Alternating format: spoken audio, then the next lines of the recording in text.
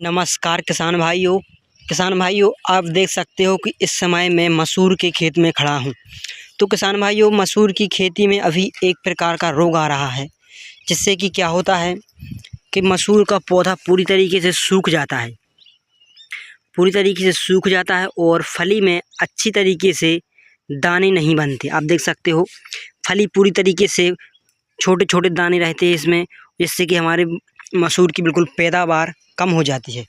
तो किसान भाइयों, आपको आखिरी स्प्रे क्या करना है कि नहीं करना है, ये रोग से आने की क्या क्या हमको समस्याएं होती हैं, इसके बारे में डिस्कस से जानकारी देंगे। तो किसान भाइयों, यह रोग लगभग जब मसूर की फसल हमारी फूल की अवस्था यानी कि हमारी मसूर में फूल के बाद छोटी छोटी फलियां लगती हैं और नीचे की साइड की फली अच्छे से दाना आ जाता है, जब यह रोग आता है तो किसान भाइयों, इस अवस्था में आपको फंगिसाइड और दीमक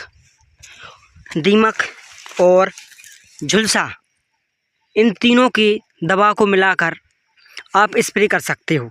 क्योंकि यदि आपकी फसल कुछ इस प्रकार से झुलस जाएगी और सूख जाएगी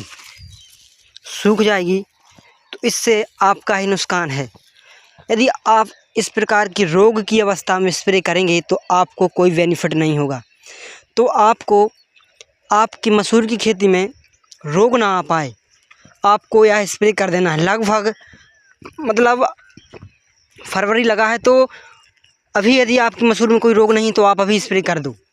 यदि रोग आ गया है कुछ प्रकार से पूरे प्लॉट में, आप देख सकते हो कहीं पर सूख उखड़ गई है, कहीं पर बिल्कुल सही है, कुछ प्रकार से रोग आ गया है, आधे से ज़्यादा प्लॉट पूरी तरीके से नष्ट हो गया है, अब उस पर कोई कंट्रोल नहीं कर सकते, तो आप व्यर्थ में लागत ना लगाएं। यदि इस प्रकार से हो गया है तो आप बिल्कुल भी परेशान ना हो।